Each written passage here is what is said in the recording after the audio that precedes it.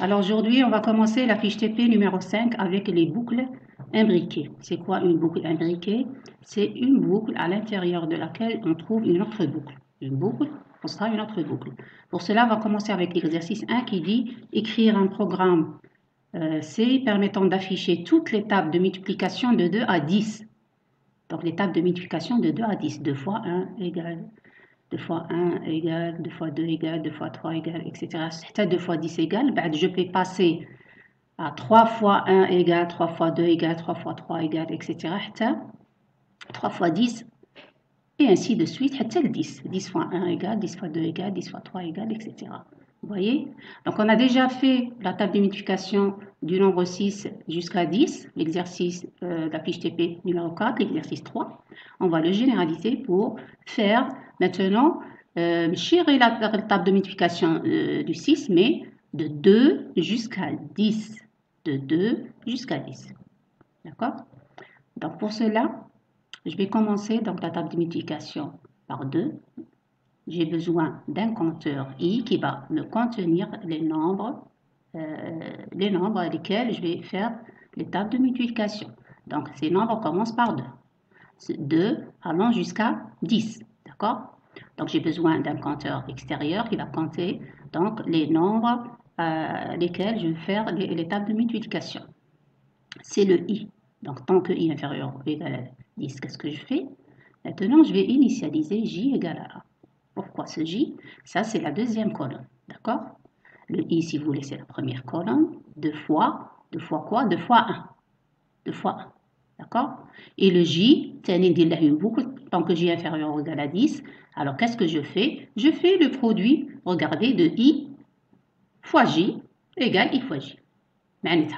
Si je pense i égale à 1. Alors, je rentre dans la boucle, i est inférieur à 10, le j égale à 1. Alors, je dois terminer tous les j jusqu'à 10.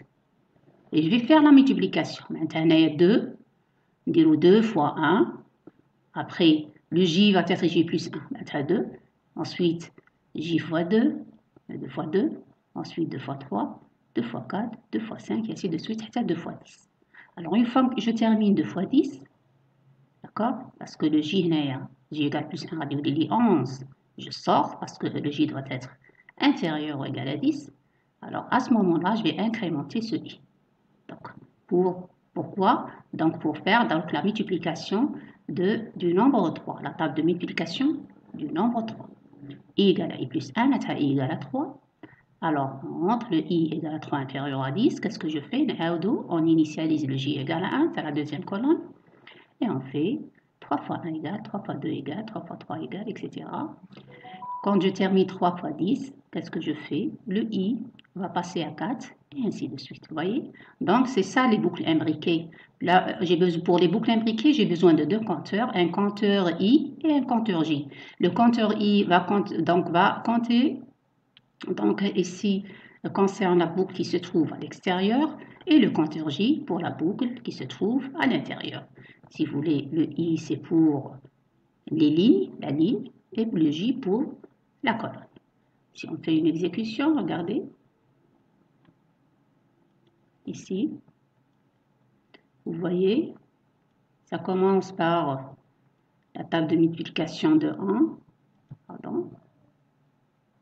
de 2, commence par 2, regardez, 2 fois 1, 2 fois 2, 2 fois 3. Donc cette colonne, la première colonne, de 3 concerne le compteur i, d'accord? Et ça, à l'intérieur, regardez, le j est incrémenté à chaque fois jusqu'à 10. La deuxième colonne concerne le deuxième compteur qui est j et le résultat i fois j, il est donné. Donc vous voyez la table de multiplication de 2, 3, 4, 5, 6, 7, 8, 9 et 10. Et à chaque fois que je termine une table de multiplication, je fais un saut de ligne. Alors à chaque fois, regardez ici, à chaque fois que je termine par exemple la première table de multiplication, le i va être incrémenté i plus 1 et je saute une ligne pour préparer la table de multiplication du nombre suivant et ainsi de suite jusqu'à 10. J'espère que c'est clair, essayez de le faire et de l'exécuter.